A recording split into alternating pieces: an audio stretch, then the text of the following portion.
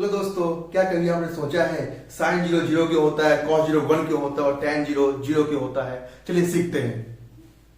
जैसा कि हम जानते हैं कि पूरा ट्राइगोनोमेट्री त्रिकोणमिति जो है राइट एंगल ट्राइंगल बेस है, तो हमने ए बी सी एक राइट एंगल ट्राइंगल ले लिया है जहां पे बी इक्वल टू 90 है।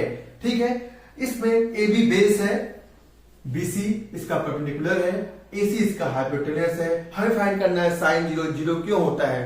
तो हमें पता है साइन थीटा इक्वल टू होता है लंब बटे कर्ण, हिंदी में परपेंडिकुलर बाय हाइपोटेन्यूस, इंग्लिश में तो P perpendicular divide by hypotenuse ये होता है। ठीक, परपेंडिकुलर यहाँ पे क्या है, बीसी है और हाइपोटेन्यूस क्या है, एसी है।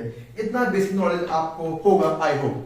ठीक है, अब देखते हैं थीटा साइन जीरो निकालना है, साइन जीरो निकालना है। इसका मतलब क्या है, ये थीटा है उसको जीरो होना पड़ेगा। अगर थीटा को जीरो होना पड़ेगा तो ये हाइपोटेन्यूस है, कहीं ना कहीं उसको खींच के और हमको नीचे लाना पड़ेगा, और नीचे और नीचे और नीचे। उसके जो हाइपोटेन्यूस है उसका एंगल हम कम कर रहे हैं बेस के साथ। कम करते करते करते एक टाइम ऐसा आएगा कि जब थीटा इक्वल टू जीरो होगा, तब थीटा इक्वल टू जीरो होगा। उस केस में क्या होगा, जो बीसी परपेंडिकुलर है वो छोटा होते होते होते होते होते इतना छोटा हो जाएगा कि जो परपेंडिकुलर है वो बीसी इक्वल टू क्या आ जाएगा, जीरो आ जाएगा। जब थीटा जीरो होगा तो बीसी जीरो हो जाएगा।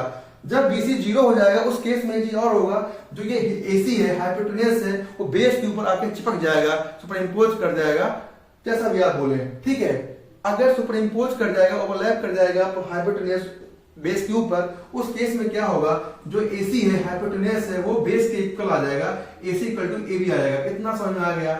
जब थीटा जीरो होगा तो बीसी जीरो हो जाएगा और एसी इक्वल टू एबी आ जाएगा, हाइपोटेन्यूस इक्वल टू बेस हो जाएगा।